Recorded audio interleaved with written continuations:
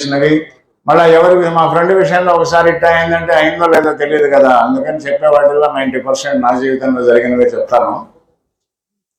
ఒకసారి నిజ జీవితంలో జరిగిందే మనం చెప్పాలి అనుకున్న తర్వాత గుండ్రాలు వేసుకుంటూ వెళ్ళిపోతే దాదాపు 64-67 సంవత్సరాల క్రితం నాకు 5-6 ఏళ్ల వయసు 7 ఏళ్ల వయసు ఉన్నప్పుడు గుంటూరులో మా అమ్మమ్మ గారింటికి వెళ్ళేవాడిని ప్రతి ఆదివారం.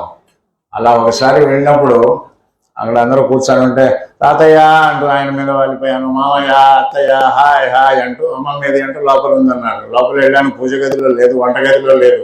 అమ్మమ్మ ఎక్కడా అని చెప్పని వెతుకుతూ పోతే నాకు అబ్బా అని చిన్న మూలిక వినిపించింది ఒక మాట. అమ్మమ్మ గొంతులాగా ఉంది అని చెప్పి నా బాత్రూమ్ తలుపు తీసి అట్లా చూస్తే ఆవిడ అక్కడ పట్టిన పాచికి కొంచెం జారి కింద పడిపోయి గోడ కొట్టుకుంది తలకాయ. నాకేం చేయాలో తోచలేదు. I think it is 6 to 7 years నా వయసు. వెంటనే అరిచేశాను, మాయా తొందరగా అమ్మమ్మ కాలు జారింది, అత్తయ్య తొందరగా రండి అమ్మమ్మ కాలు జారింది అన్నా.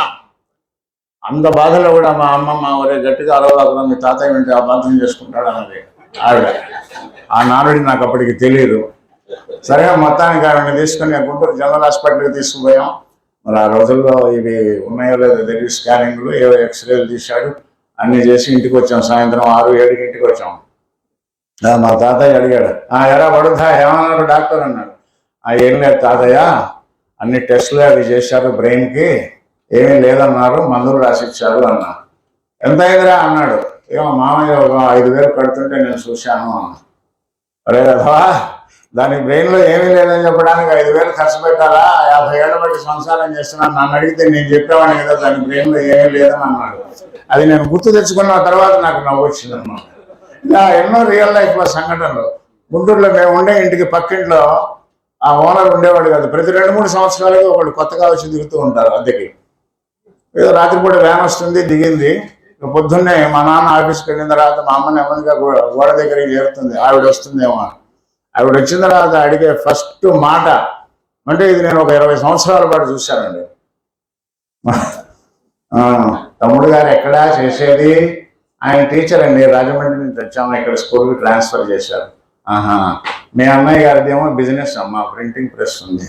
అంటే ముందు మౌడిని సేఫ్ చేసేసుకుంటారు, మా ఆయన నీకు అన్నయ్య, మీ ఆయన నాకు తమ్ముడు అని చెప్పారు. ఎందుకు లేనిపోని గొడవలు అని చెప్పి తర్వాత వాళ్ళు మన కులం కాదు, మన గోత్రం కాదు, వాళ్ళ పేరు తెలియదు, ఎక్కడి నుంచి వచ్చారో తెలియదు. ముందు ఈ రకంగా అంటే చాలా సున్నితంగా ఉంటుంది. బహుశా ఇది మనం టీవీ ఛానల్స్లో చూసినట్టుగా వాళ్ళంతా ఊగిపోయి కింద పడిపోయేటట్టు ఉండదు, అంతర్లీనంగా ఉంటుంది ఇది. ఉదాహరణకి అసెంబ్లీ దగ్గర ఎవడో పల్లెటూరు వాడు వచ్చి సైకిల్ పార్క్ చేసిపోతుంటే అక్కడ సెక్యూరిటీ ఆఫీసర్ చెప్పాడు, హలో ఏం బాబు ఏంటి ఇక్కడ సైకిల్ పార్క్ చేస్తున్నావు? అసెంబ్లీ లోపల మంత్రులు ఉంటారు తెలుసా అన్నాడు. తెలుసు బాబయ్య, నేను లాక్ చేశాను పర్లేదు అన్నాడు వాడు. అంత అంతర్లీనంగా ఉంటుంది అన్నమాట. వాడు నిజంగా కూడా లాక్ చేశాను ఏం కాదులే అన్నట్టుగా అంత అంతర్లీనం. సరే, ఈ ప్రస్థానంలో ఇలా కాలేజీ చదివి ఉద్యోగరీత్యా ఒక బ్యాంకులో చేరిన తర్వాత హైదరాబాద్ వచ్చానండి. I'm talking of 1977. మొట్టమొదటి టార్గెట్ నాది చార్మినార్ చూడాలి. అప్పటిదాకా పుస్తకాలలో చూసి ఉన్నాం, చదివి ఉన్నాం. మజాంజాయి మార్కెట్లో హైదరాబాద్ వచ్చిన మొట్టమొదటి ఆదివారం నాడు బయలుదేరాను. ఇటు ఉంటుంది అని కొంచెం దూరం పోయాక ఒక వ్యక్తిని అడిగా, భాయ్ సాబ్ చార్మినార్ ఇస్ తరఫ్ అన్న. అంటే ఇస్ తరఫ్గా అయితే చార్మినార్ మిగతా క్యా అని అడగాలని అంత హిందీ కూడా రాదు. భాయ్ సాబ్ చార్మినార్ ఇస్ తరఫ్ అన్న. వాడు నన్ను ఎగాదిగా చూసి ఓ అన్నాడు. నాకు అర్థం కాల వస్తుందా రాదా. ఇంకొంచెం ముందుకు పోయి భాయ్ సాబ్ చార్మినార్ ఇస్ తరఫ్ ఓ అన్నాడు. పోతూనే ఉన్నా. ఇంకొంచెం సేపు పోయి ఒక అడిగా, భాయ్ సాబ్ చార్మినార్ ఇస్ తరఫ్ అని. జీ హా అన్నాడు. మనకు అర్థమైంది, జీ అంటే అండి, హా అంటే అవునండి కదా, అర్థమైపోయింది. అచ్చా थैंक यू भाई साहब, 2-3 लोग मैं चारमीनार इस तरफ बोले तो आओ बोले, वो क्या है अन्ना? वो बात है, देखिए भाई साहब, जो लोग अनपढ़ है, मेरा हिंदी मन हैदराबाद लो उन्ना मेरे తెలుసు కదా, जो लोग अनपढ़ है वो लोग आओ बोलते, जो लोग पढ़े लिखे है वो लोग जी हाँ बोलते అన్నాడు. अच्छा इसका मतलब आप पढ़े लिखे है అన్నా. ఓ అన్నాడు వాడు. ఇది 70 ఏళ్ళలో జరిగింది. 47 ఏళ్ళైంది. నాకు ఇప్పటిదాకా అనుమానం వాడు చదువుకున్నవాడా చదువుకునేవాడా నాకు ఇప్పటికీ అర్థం కావట్లా. అలా ఆ హాస్యం జరుగుతుంది. నేను ఉద్యోగం చేసే రోజుల్లో 74లో అనంతపురం జిల్లాలో ఒక పల్లెటూరులో పనిచేసే రోజుల్లో మా మేనేజర్ భార్య అనారోగ్యం వల్ల చనిపోయింది. ఆ రోజుల్లో ఈ సెల్ ఫోన్లు అవి లేవు కదా, టెలెక్స్లు తప్ప. ఆయన కర్నూలుకి ఒక ఫోన్ కొట్టాడు DDMకి, ఆయన హెడ్ ఆఫీస్కి పంపించాడు మెసేజ్. అంటే ఇంకొక ఆఫీసర్ వస్తే కానీ కీస్ ఇవ్వడానికి లేదు, బ్యాంకులో పనిచేసే వాళ్ళకి తెలుస్తుంది. ఎవరికి పడితే వాడికి సబార్డినేట్కి, అటెండర్కి, క్లర్క్కి ఇచ్చి వెళ్ళడానికి లేదు. ఇంకొక ఆఫీసర్ని పంపించండి అని పొద్దున 10ంటికి మెసేజ్ పంపించాడు వయా కర్నూలు. హెడ్ ఆఫీస్ బెంగళూరులో ఉంటాడు. మళ్ళీ ఆయనకి చెప్పి ఆయన వాళ్ళ నిర్ణయం కర్నూలుకి చెప్పి కర్నూలు నుంచి DDM పంపించి సాయంత్రం 5-5:30కి బ్యాంకు క్లోజ్ చేసే వాళ్ళకి నా టెలిఫోన్ వచ్చింది. సారీ బ్రదర్, నాట్ పాసిబుల్ అని చెప్పారు హెడ్ ఆఫీస్ వాళ్ళు అని చెప్పి DDM ఫోన్ పెట్టేశాడు. అంత స్టన్ అయిపోయారు. ఎందుకంటే భార్య పోయి వెళ్తానంటే ఎవరినో ఒకరిని పంపిస్తారు కదా, ఒక 2 రోజుల కోసం ఆఫీసర్ని. ఎంత మేనేజ్మెంట్ అయినా అంత క్రూయల్గా ఉండదు కదా.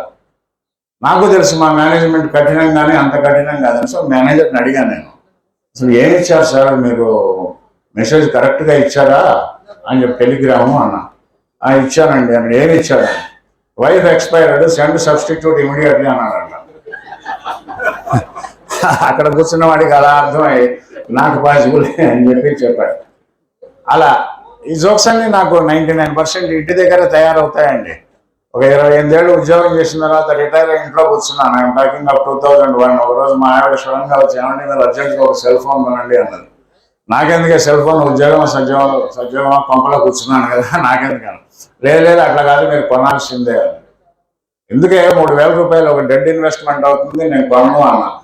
సరే మీ అందరికీ తెలుసు కదా, ఇట్లా ఎంత ఆర్గ్యుమెంట్ జరిగినా చివరికి పెళ్ళాలే గెలుస్తారు కాబట్టి కొనాలని కొనిపించింది. సరే కొని చేస్తాను కానీ ఎందుకు కొనాలి అని చెప్పేసావన్నా. ఏం లేదు, మన ఫ్లాట్స్లో ప్రతి అడ్డమైన వాడి దగ్గర సెల్ ఫోన్ నీ దగ్గర లేదని. ఇలాంటివి కంటిన్యూస్గా మాట్లాడుతూ ఉండే. ఇలా బై అబ్జర్వేషన్ నేను కొన్ని చూసినది. నా మిత్రుడు ఒకడు ఉన్నాడు, వాడు చాలా నిష్కల్మషంగా మాట్లాడుతూ ఉంటాడు. కుట్ర లేదు, కుతంత్రం లేదు. కానీ వాడు మాట్లాడుతుంటే కొన్ని బాంబులు పడ్డట్టు అవుతుంది. మా ఆవిడ వాళ్ళ ఫ్రెండ్స్ తోటి ఒక 40 మంది కాశీ ప్రయాణం పెట్టుకున్నారు. సెండ్ ఆఫ్ ఇవ్వడానికి వెళ్ళా, వీడిని కూడా తోడు తీసుకెళ్ళి వాళ్ళు అటు పోగానే మేము ఇద్దరం పంపకి చేయలేదన్నా ఇది చేయొచ్చు. పరిచయం చేశాడు, వీళ్ళందరూ వెళ్తున్నారా టీమ్ మెంబర్స్ అని. ఒక పెద్ద ఆయన చూశాడు. సార్ నమస్తే sir, you are the leader I think అన్నాడు. ఎస్ అన్నాడు ఆయన. మీ ఏజ్ సార్? 82 అన్నా. 82 years. Very good sir. Sir మీకు సంగతి తెలుసా, కాశీలో చచ్చిపోతే మాత్రం బ్రహ్మాండంగా పుణ్యం వస్తుంది సార్. ఏం మాట్లాడు, కళ్ళు నిజం సార్. మా తాతయ్య ఒక ఆయన ఎప్పుడు అంత ఎవ్రీ ఇయర్ కాశీ పోతుండేవాడు, అక్కడే పోవాలని. లాస్ట్కి పోయాడు సార్. నెక్స్ట్ స్టేషన్ కాశీ అని అంటే వచ్చేది, ముందు స్టేషన్లో పోయాడు సార్. దేనికైనా ప్రాప్తం ఉండాలి. ఓకే సార్, హ్యాపీ జర్నీ అంటున్నాడు ఈ మాట మాట్లాడి వాళ్ళతో. అలాగే అంటే కొంతమంది వ్యక్తుల ప్రవర్తన అంటున్నాం మనం. ఒక మిడిల్ ఎడ్యుకేటెడ్ సొసైటీలో, హై సొసైటీలో ఎవరినైనా పరిచయం చేసినప్పుడు, అరే meet my friend or my nephew mister Ramamurthy, he is working in army as a major అనగానే, oh you are a major, we are very proud of you, are doing great service to the nation అని. ఇక్కడ ఎవరైనా నాలాంటి వాడికి ఎవరైనా పరిచయం చేసిన గోపాలకృష్ణుడికి ఆర్మీలో కర్నల్ పనిచేస్తున్నాడు నా మిత్రుడు అంటే, సార్ మీరు ఆర్మీయా సార్? ఒక బాటిల్ ఏమన్నా గవర్నమెంట్ కాస్ట్ అంటే మామూలుగా వస్తుంది. సరే ఈ విధంగా అన్నాం. ఇంకొక 2 జోక్స్ చెప్పి ముగిస్తాను, ఎందుకంటే పెద్దలందరూ ఉన్నారు, అసలు కార్యక్రమం వేరు కాబట్టి. అంటే అపార్థంలో నుంచి, అమాయకత్వంలో నుంచి, అభిమానంలో నుంచి కూడా హాస్యం పుట్టుకొస్తుందనడానికి చిన్నపిల్లలు కొంచెం నాలెడ్జ్ తక్కువ కాబట్టి ఒక 5-6 ఏళ్ల పిల్లలు వాళ్ళు అమ్ముతూ ఉంటున్నారు. అమ్మ నీకు నాన్నంటేనే ఎక్కువ ఇష్టం, మేమంటే మాకన్నా నాన్నంటేనే ఎక్కువ ఇష్టం అన్నారు. అబ్బే అట్లా ఏం లేదు నాన్న, ఎందుకు అట్లా అనుకుంటున్నావు అని. ఏం లేదు, నువ్వు ఎప్పుడు దోశలు వేసినా ఫస్ట్ దోశ నాన్నకే పెడతావు అన్నాడు. అంటే ఫస్ట్ దోశ ముక్కలుగా పిచ్చిగా వస్తుంది, అందుకని మొగుడు పెడుతుంది. అది వీళ్ళకి తెలియదు, అదొక అపార్థం. అలా అమాయకత్వంలో నుంచి కూడా ఒక తాతగారి దగ్గరికి మనవాడు వచ్చి, తాత ఒక్కసారి ఠా అనవా అన్నాడు. ఎందుకురా అన్నాడు. అను తాత, ప్లీజ్ తాత. సరే ఠా అన్నాడు. థ్యాంక్ యూ తాత అని వెళ్ళిపోయాడు. వీడు దుంపది ఎందుకు చెప్పడానికి. 5 నిమిషాలకు మనవరాలు వచ్చింది, దానికి 5 ఏళ్ళు. తాత ఠా అనవా ఒక్కసారి. ఎందుకే వాడు వచ్చి అడిగాడు, నువ్వు వచ్చి అడుగుతున్నావు. అబ్బా అను తాత అన్నాడు. అంటాను కానీ అన్న తర్వాత నువ్వు నాకు చెప్పాలి ఎందుకు అన్నాడు. అలాగే చెప్తాను. ఠా అన్నాడు అని వెళ్ళిపోతుంటే మళ్ళీ చేయి పట్టుకున్నాడు. హడవా వెళ్ళిపోతావా చెప్పు అన్నాడు. ఏం లేదు తాత, ఇందాక నా అమ్మని ఒక పెద్ద టీవీ కొనమని అడుగుతున్నాము, తొందరపడ్డాను, మీ తాతయ్య ఠా అంటే మనకి డబ్బులు వస్తాయని అంటుంది. అంటే ఇందులో చిన్న మెసేజ్ కూడా ఉందండి. అమాయకత్వంలో నుంచి వచ్చిన హాస్యంలో చిన్న మెసేజ్ ఏంటంటే, మనం చిన్నపిల్లల ముందు మాట్లాడుకోకూడదు. అంటే 3 పిల్లలు కానీ ఇంకొకటి అభిమానం ఎక్కువైతే కూడా హాస్యం. అంటే అక్టోబర్ 2 గాంధీ జయంతి నాడు చల్లపల్లి జైల్లో ప్రోగ్రామ్ చేయడానికి వెళ్ళామండి. కామెడీ స్కిట్స్ మార్నింగ్ 10 నుంచి చేసాము. తర్వాత వాళ్ళే భోజనం పెట్టారు. అక్కడ ఒక విషయం చెప్పాలి. ఆ లోపలికి వెళ్తుంటే సెక్యూరిటీ ఆఫీసర్ సెల్ ఫోన్స్ అన్ని ఇక్కడ డిపాజిట్ చేసి వెళ్ళారు. జైల్లో అందరూ చేస్తున్నారు, వాళ్ళ పేర్లు రాస్తున్నారు. నా దగ్గరికి వచ్చారు. నాకు అప్పుడు ఏవో షూటింగ్ కాల్స్ వస్తాయని ఒకటే టెన్షన్. గురుగారు పెద్ద మనసు చేసుకుని ఆయన ఆర్టిస్ట్, ఇంపార్టెంట్ ఫోన్ రావాలి, నన్ను సెల్ తీసుకెళ్ళనివ్వండి అన్నా. అలా లోపల చాలా సెల్లులు ఉన్నాయి, నీకు ఏది కావాలంటే తీసుకోవాలి. అంటే ఒక ఇన్స్పెక్టర్ ఆఫ్ పోలీస్ దగ్గర అంత హ్యూమర్ నేను ఎక్స్పెక్ట్ చేయను. సరే వెళ్ళాను. దూరదర్శన్ మాత్రమే చూపిస్తారు అక్కడ జైల్లో ఖైదీలకు. నేను డీడీలో కొన్ని నాటకాలు సీరియల్స్ చేసి ఉండడం వల్ల ఈ వెళ్ళిన బ్యాచ్లో నేనే కొంచెం పాపులర్. వాడు నా పక్కన కూర్చొని మాట్లాడుతూనే ఉన్నాడు. నీకు ఎంత ఇస్తారు, ఎవరితో చేస్తారు అని. నేను వాడిని అడుగుతున్నాను ఎందుకు వచ్చామని. వాడు చిన్న మటర్ చేసిన అన్నాడు. వాడు అదేదో కాఫీ తాగినాడు. మధ్యాహ్నం భోజనం పెట్టారు, నా పక్కనే కూర్చున్నాడు వాడు. సరే అంతా అయిపోయింది, వెళ్ళిపోయామండి. అక్టోబర్ 2 ఇది జరిగితే 8 నెలల తర్వాత తుమ్మలపల్లి కళాక్షేత్రంలో సుమధుర కళానికేతనంలో నాటకం వేయడానికి వెళ్ళా. ఒకరోజు సాయంత్రం ఇలాగే అక్కడ క్యాంటీన్ దగ్గర టీ తాగుతుంటే గురుగారు అంటున్నాడు. నా పక్కన ఉన్నవాడు ఎవరో సార్ మీకోసమే అన్నాడు. బెదవాళ్ళు నాకెవరు తెలుసు సార్, మీ ఆర్టిస్టులు తప్ప, మీలో ఎవరి కోసమే అన్నాడు. కాదు అనుకుని ఇందులో వాడు వచ్చేసాడు. గురుగారు నమస్తే సార్ అన్నాడు.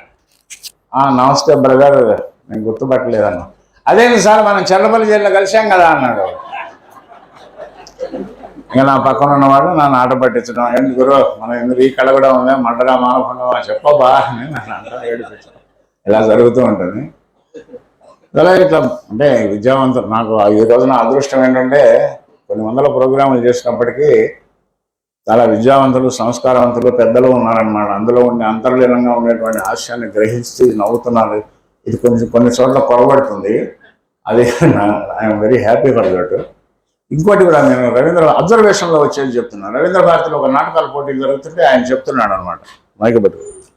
మరి కొద్ది అంటే అనౌన్స్మెంట్ వచ్చేసరికి ఫాల్స్ వాయిస్ వచ్చేస్తుంది ఎందుకని. మరి కొద్ది నిమిషాల్లో నాటక పోటీలు ప్రారంభమవుతాయి.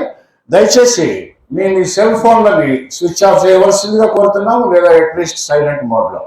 సార్ ప్లీజ్ సార్, ఎందుకంటే వాళ్ళకి డిస్టర్బెన్స్ అవుతుంది. అమ్మా ఇక్కడ ఫోన్ అవుతుందండి, ప్లీజ్ మీరు ఆఫ్ చేయాలి. ఒక్క నిమిషం. హలో అంటే చెప్పా కదా ఇవాళ రవీంద్ర భారతిలో యాంకరింగ్ అని. వాడు వచ్చాడా, హోంవర్క్ చేస్తే కానీ అన్నం పెట్టు వాడికి. ఓకే నేను చేస్తాను, ఎంత చేస్తా, ఇది స్టార్ట్ కాగానే నేను చేస్తా బయటకు. ఓకే ఏం చెప్తున్నాను సార్, ఫోన్లు సార్ అంటాడు. వాడు మనకి చెప్పేది ఒకటి, వాడు చేసేది ఒకటి. ఇక రెడీయా? ఎందుకంటే నేను ఇలా ప్రొసీడ్ అవుతూ ఉంటాను, నాకు అర్థమైపోయింది. నేను నాటకాలు వేస్తున్నా, నాకు విందుల నుంచి చెప్తూ ఉంటాను అనమాట. లేకపోతే మా చుట్టూ ఇట్లా తిరుగుతారు ఇంకా ముగించు అని చెప్పి. ఏదైనా సత్యనారాయణ గారు వచ్చారు, చాలా గొప్ప అవకాశం ఇచ్చారు. సత్యనారాయణ గారికి మెనీ థ్యాంక్స్. ఓపికగా విన్నందుకు, నవ్వి మంచి రెస్పాన్స్ ఇచ్చినందుకు మీకు కూడా ధన్యవాదాలు, కృతజ్ఞతలు.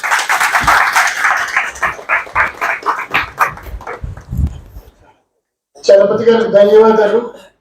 పనిగా కార్యక్రమ నిర్వాహకుల మీద కూడా 2 చెలోక్తులు విసిరినారు.